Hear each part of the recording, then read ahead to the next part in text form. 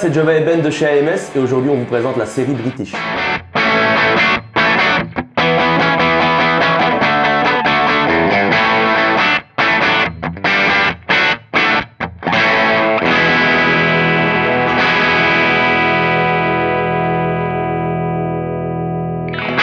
Ben, on est ensemble aujourd'hui pour parler de la série British. Donc, est-ce que tu pourrais nous expliquer un peu la philosophie derrière cette série et comment elle a vu le jour globalement, quoi. Globalement, la série British, c'est la seule série pour laquelle on a réutilisé des préamps connus de chez Marshall.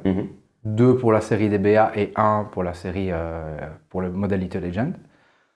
On est reparti du préamp Marshall d'origine, qu'on a complètement modifié pour une utilisation un peu plus actuelle, quoi, un peu plus moderne, avec des fonctions qui n'existent pas bien sûr sur l'ancien, et on l'a, je pense, amené ailleurs, tout en gardant le caractère d'origine Marshall pour celui-ci. Ouais, donc du coup c'était reprendre un peu ce son mythique Marshall. Exact. Et le mettre à la sauce AMS. Et le mettre à la sauce AMS avec des fonctions toujours utiles. Tout simplement pour l'emmener plus loin et encore une fois une utilisation plus moderne, c'est-à-dire rien que le fait d'avoir un master et des petites fonctions sur desquelles on va parler, ça permet de pas devoir jouer à fond avec un atténuateur et toutes ces problématiques qu'on connaît sur les anciens Plexi où il fallait tout mettre à fond pour que ça sonne, quoi. Exactement. Écoute, je te propose qu'on commence par le premier ampli qui fait partie de cette série, qui est le Little Legend 20. Du coup, un ampli qui est un peu inspiré du son Plexi et qui va plus loin aussi, quoi. Absolument. Celui-ci est un préampli d'un Plexi 1987, le schéma original. On a ajouté un Bright Switch 3 positions, comme sur les autres séries d'ailleurs, mais ici il est voicé vraiment pour avoir des brights différents. Bien sûr, bien sûr. Un Fat Mode qui lui permet de booster le gain, contrairement à la version d'origine où on avait un gain un peu plus modéré. Toujours ces gains, ces 2 gains, comme sur le préamp original. Le gain normal et le gain bright. Exactement. Les Q qui n'a rien de différent. Ce Master Volume qui vraiment permet cette flexibilité. Et présence Low Punch qui est là pour le coup complètement différent par rapport à la présence originale et le Low Punch qui n'existe pas. La contre-réaction qui permet de jouer à bas volume, de grossir. Pour une utilisation plus domestique, on va dire. Et aussi à noter que à l'arrière, on a aussi une boucle d'effet. Boucle d'effet, la même que sur les autres amplis, buffer actif, très, très efficace. Écoute, je te propose qu'on fasse un peu de son. Et la première chose que j'aimerais bien tester sur cet ampli, c'est un peu ce Bright Switch qui est voicé, comme tu l'as dit, différemment, quoi. Donc, on va mettre en position neutre d'abord, rien. Voilà. Et tu vas faire tourner un riff et puis après je le change en plus et puis en plus comme ça. Je te propose aussi qu'on ne mette pas trop de gain pour qu'on puisse vraiment capter le son de ce Bright Switch. D'accord. Et donc ici on a ça comme ça. Position neutre, pas de bright. Pas de bright, peu de bright. Peu de bright. Donc on a ceci.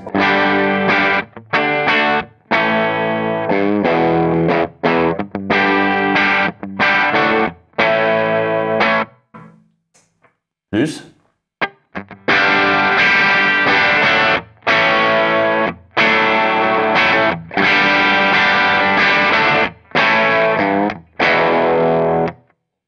On entend directement la différence. Et la position plus est la position presque originale. Je dis bien presque originale Marshall. Pas originale parce que si je la mettais avec tous les problèmes techniques qu'il y avait derrière, on avait beaucoup trop de bright. Donc tu l'as adapté à l'EL95. C'est ça,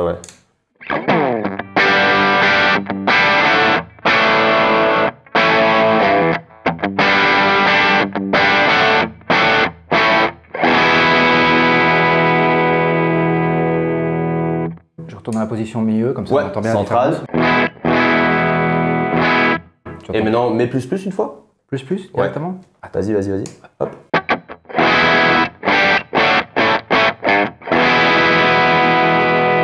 Alors, sur ce type de guitare, je trouve que ça fonctionne très bien. Et je trouve que c'est intéressant quand on met la position centrale, si on a une Strat ou une télé, parce que on va vite avoir des aigus qui pètent fort en plus avec une Strat. Et la position centrale permet d'équilibrer ça. C'est entre deux aussi, ça dépend un peu comment tu l'utilises. À savoir que si le gain 2 qui s'occupe principalement du bright et à un moment donné est à fond, ben, ce bright switch est quasi... Oui, c'est ça. Oui, en fait, plus tu vas mettre de gain, moins il va agir, quoi. Moins il est efficace. C'est ça. Ouais. Ok, super. Ben écoute, je te propose qu'on enchaîne aussi sur le fat mode. Oui. Dont tu parlais tout à l'heure. Oui. Vraiment un mode qui va rajouter du gain, C'est ça, permet de jouer des musiques un peu plus modernes. C'est ça. Voilà. Ouais. Qu'est-ce qu'on fait? On met un peu plus de gain partout? Ouais, c'est ça. Et je te propose que tu le switches pendant que je joue. Ouais, c'est ça. On va vraiment entendre la différence. D'accord. Je laisse tourner je te laisse faire un tour et puis je... Yes.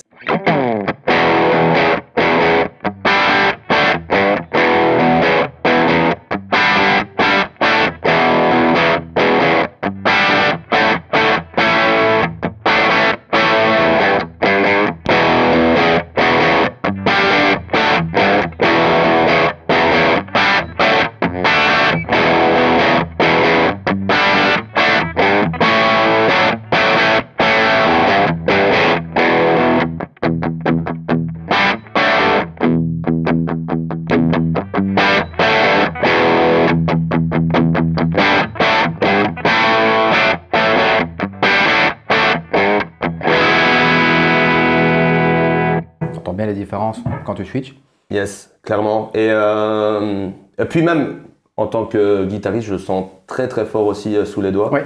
Et ça permet vraiment, comme tu disais, d'aller chercher des styles un peu plus, entre guillemets bien sûr, hard. Ouais. Mais de sortir un peu du blues rock et de rentrer un peu si rock'n'roll.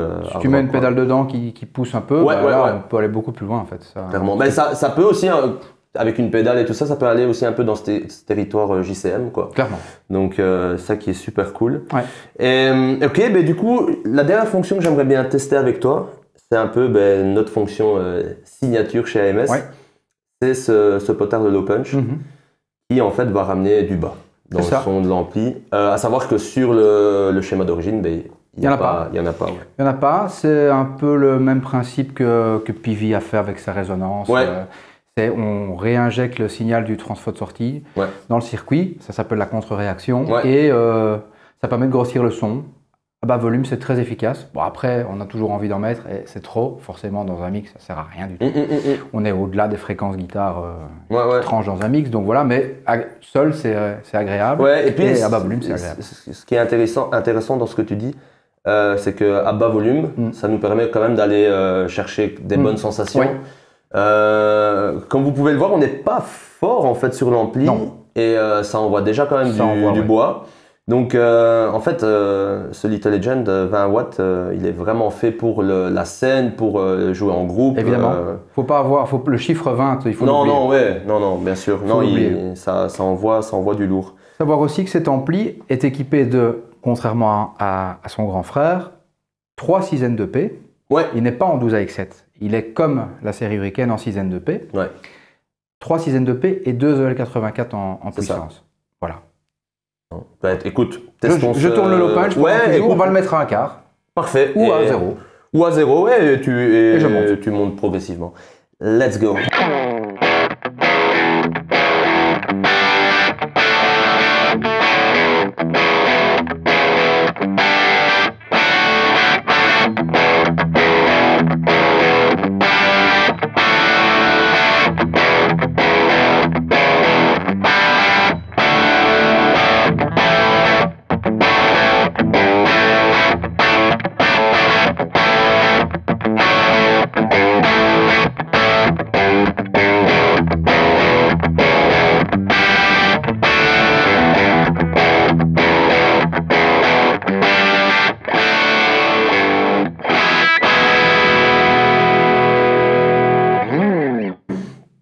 Génial, franchement top. Et ce que j'apprécie beaucoup aussi, c'est que ça rend pas le son d'ampli sourd.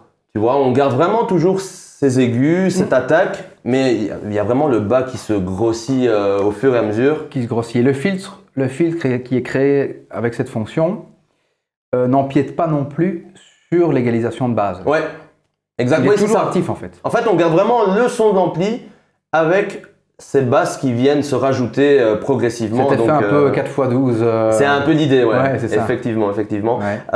C'est bien que tu parles aussi du cab parce qu'en fait aujourd'hui donc on est sur son cab 1x12 oval back. Comme d'habitude, c'est notre cab de référence. Et ici on est en V30. Ici on est en V30. Célestion V30. Ouais, faut pas déroger à la règle normalement avec ce type d'ampli. Oui, c'est ça. Cela dit, le creamback fait le job et on est obligé de toute façon dans le futur de passer au cream. C'est ça. Non, ouais, ces deux speakers fonctionnent très très bien.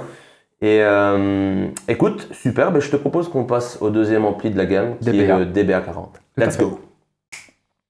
Et nous voici avec le DBA40. Donc DBA40 qui veut dire Dual British Amplifier. C'est ça. Donc en gros ici on retrouve en fait deux amplis dans un seul ampli. Ouais. Et on retrouve en canal 1 le Little Legend. Le plexi quoi. C'est ça, en gros, le plexi modifié. Ouais. Exactement. Et ici en canal 2, on a un ampli JCM. Typé JCM 800. C'est ça, ouais. Avec de nouvelles fonctions. Ouais.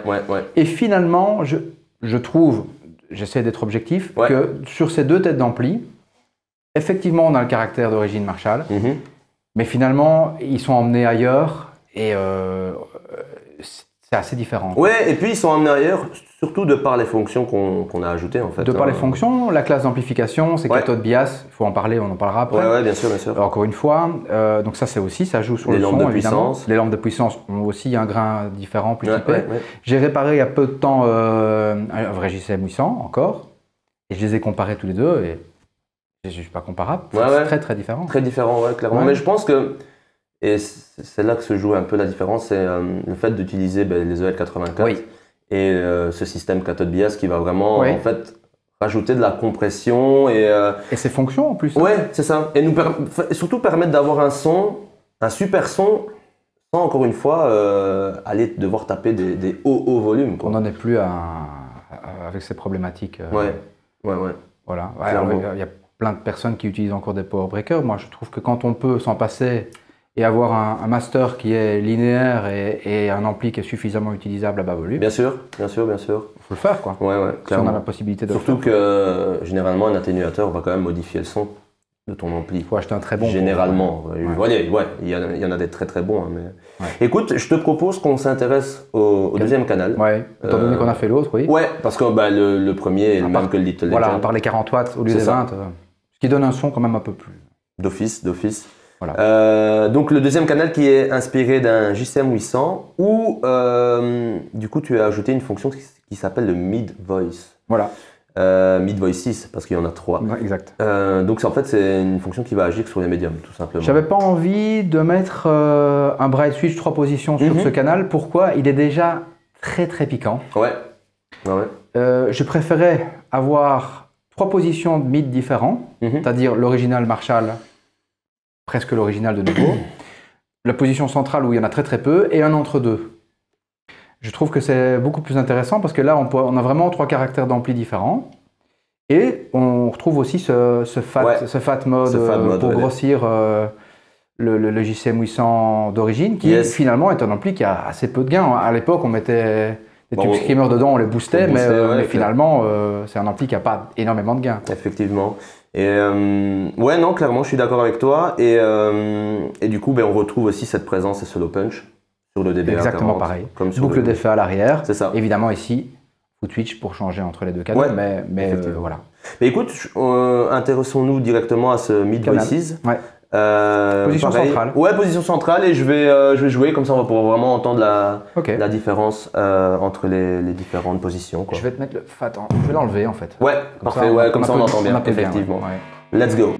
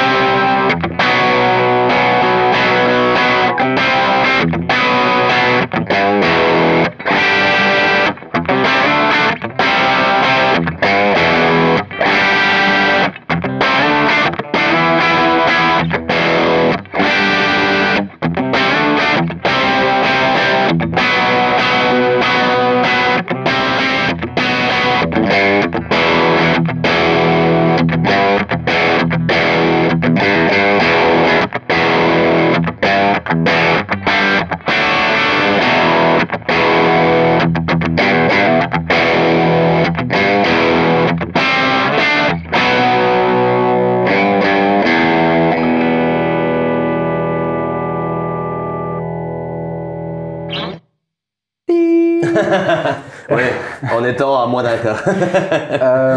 Ici, l'idée c'était d'entendre la différence entre les mises. Je pense qu'on les a entendues, mais surtout de tourner le potentiomètre de mid, on pourra peut-être le refaire plus doucement, parce qu'on voit que avec ton switch mid choisi, eh bien ton mid en fait de l'EQ, en fait, ton potentiomètre, il agit sur ces fréquences-là aussi. Donc ça amène finalement 3 caractères différents à l'ampli.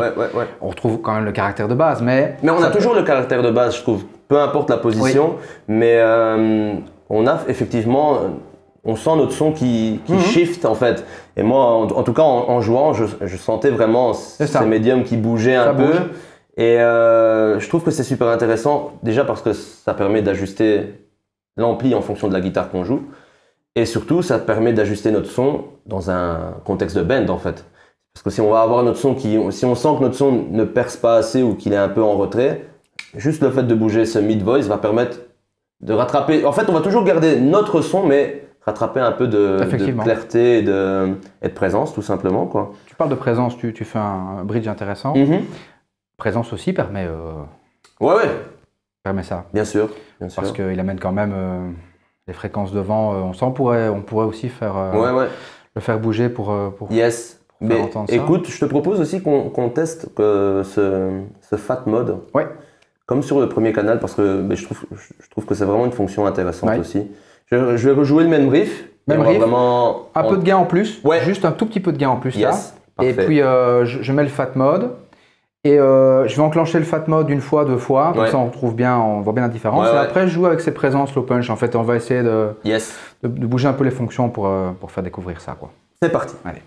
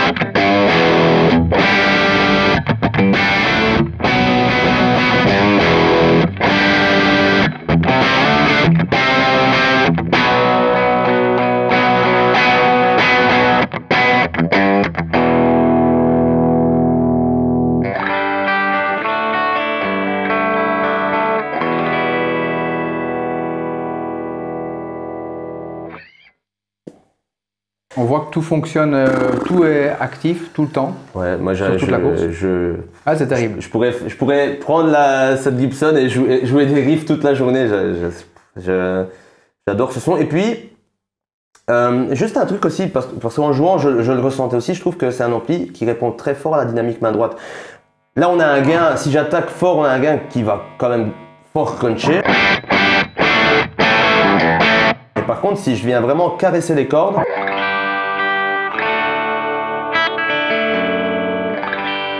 Et si j'abaisse le volume de ma guitare,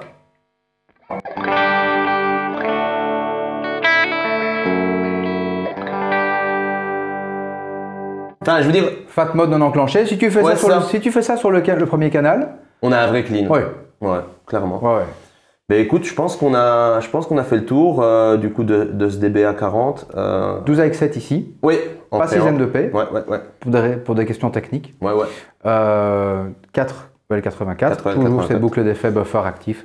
Et toujours ce système cathode bias qui permet en fait on a une lampe qui pète, on prend 4 nouvelles 84. De nouveau, pas d'intervention technicien, un quartet ou une paire. Bam, on remplace, terminé, on est reparti pour normalement quelques années. C'est ça. Et voilà, donc c'est un choix.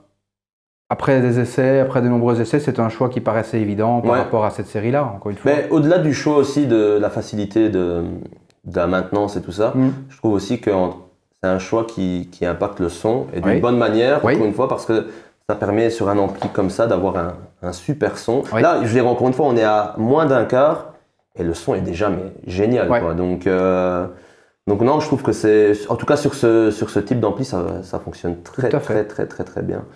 Donc en résumé, Ben, si on devait en gros résumer cette série British, c'était vraiment le son Marshall, mais avec le son Marshall à la sauce AMS, ça, ouais. Avec ce grain typé British qu'on aime, ouais.